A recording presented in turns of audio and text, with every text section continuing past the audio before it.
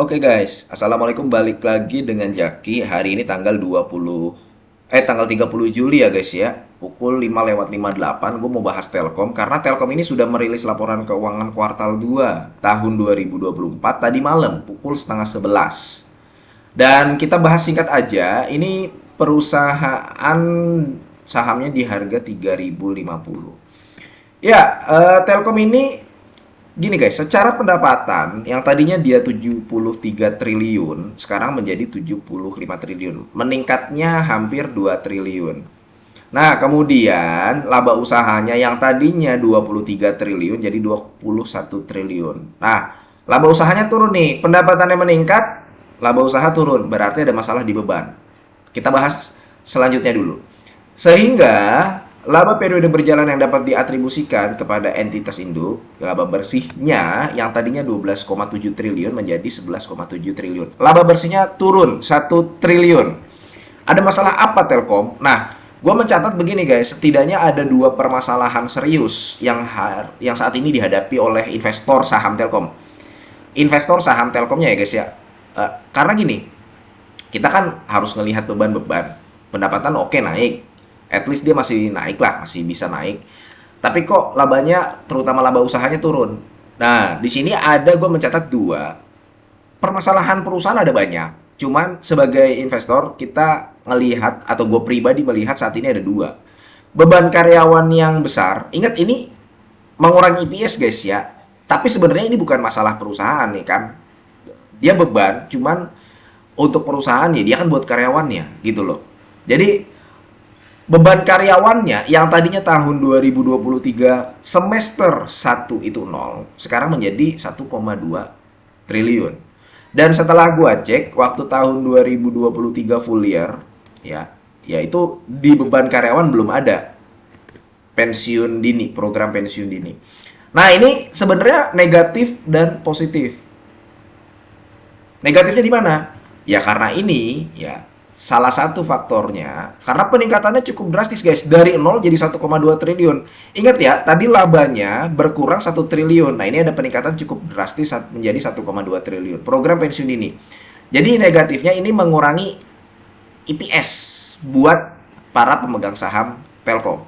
Tapi positifnya dalam jangka waktu yang panjang, program pensiun ini kan artinya dia mempensiunkan beberapa karyawan sehingga nanti diharapkan bisa mengurangi gaji dan tunjangan atau beban karyawan dalam jangka waktu yang panjang. Jadi melakukan efisiensi. Itu guys, harapannya seperti itu. Mudah-mudahan memang seperti itu ke depannya untuk beban karyawan yang sekarang ada program pensiun dini. Itu yang pertama, permasalahan bagi investor. Sekali lagi itu permasalahan buat investor ya guys ya, bukan permasalahan besar untuk perusahaannya. Kemudian yang kedua, ada pendapatan IndiHome dan pendapatan seluler yang turun. Pendapatan seluler tadinya itu di tahun 2023 semester 1 itu di angka 5 triliun, guys. Sedangkan di tahun 2024 semester 1 itu menjadi 3,3 triliun. Ini baru sebuah masalah yang harus diantisipasi dengan serius karena mau bagaimanapun seluler itu adalah salah satu pendapatan dari Telkom. Ya masa bisnis Telkom selulernya turun ya, itu kan agak aneh. Ini PR besar. Kita lihat pendapatan data internet dan jasa teknologi informatikanya sebenarnya masih naik. Yang tadinya 35 triliun menjadi 36 triliun. Jadi untuk data internet dan jasa teknologi informatika nggak ada masalah, walaupun peningkatannya udah nggak bisa terlalu signifikan. Tapi sekali lagi dia masih bisa naik. Nah, ada lagi permasalahan yang menurut gua cukup genting yang harus diselesaikan Telkom. Pendapatan IndiHome. IndiHome-nya yang tadinya 14,3 triliun menjadi 12,9 triliun. Nah, loh ini turunnya 1,4 triliun sendiri. Ini juga PR yang harus dihadapi oleh Telkom. Nah, maka sekarang kalau misalkan lu mau masuk, Bang, misalkan gue mau masuk nih Bang untuk Telkom, kita kan mau nawar Telkom ini selalu membagikan dividen payout ratio 60-70%. Bagusnya di harga berapa ya Bang? Oke, coba kita hitung. Dia bisa nggak berpotensi mendapatkan EPS 200? Bisa. Ya, karena sekarang sudah mengantongi 100 lebih, 111-an.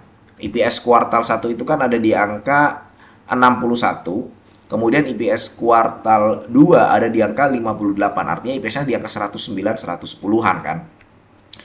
Kalau kuartal 3 dan kuartal 4 meningkat, dia bisa lebih dari 200. Tapi anggaplah di EPS full year, nih full year sepanjang tahun 2024, dia mencatatkan 200. Telkom ini selalu membagikan dividen payout ratio 60 sampai 70%. Tahun 2023 dia membagikan dividen payout ratio 70%. Maka kita akan mencatat asumsi dia membagikan dividen payout ratio di tahun 2024 ada di angka 60%. Ya dong, kita harus memikirkan kondisi yang terburuk. Ininya kita pikirkan yang terburuk, ininya juga kita pikirkan yang terburuk. Supaya kita bisa dapat best buy, kita bisa nawar. Dividen payout ratio-nya 60%, maka dia berpotensi membagi dividen per share. Itu di angka 120. Ya, 120. Maka Telkom mulai menarik. Kalau berdasarkan kinerja ya, kalau berdasarkan kinerja sekarang, menarik. Dan dia berpotensi turun ke angka 2.400. 2.400 guys. Ya. Itu dengan catatan dia membagikan dividen payout ratio 60%. Cuman apabila dia membagikan dividen payout ratio 70% dengan EPS yang sama 200, ya, berarti kan dia potensi dividen per share-nya adalah 140. Maka ada potensi dia turun ke angka 2.700. Sekarang kan harga di angka 3.000. Nah, sekarang lu hitung kalau lu masuk di angka sekarang, risknya lu berpotensi kehilangan capital gain, bukan kehilangan sih. Lu berpotensi mengalami floating loss berapa? Ya kalau misalkan dia turun ke angka 2.400, berarti lu kehilangan atau floating loss sekitar 20%-an.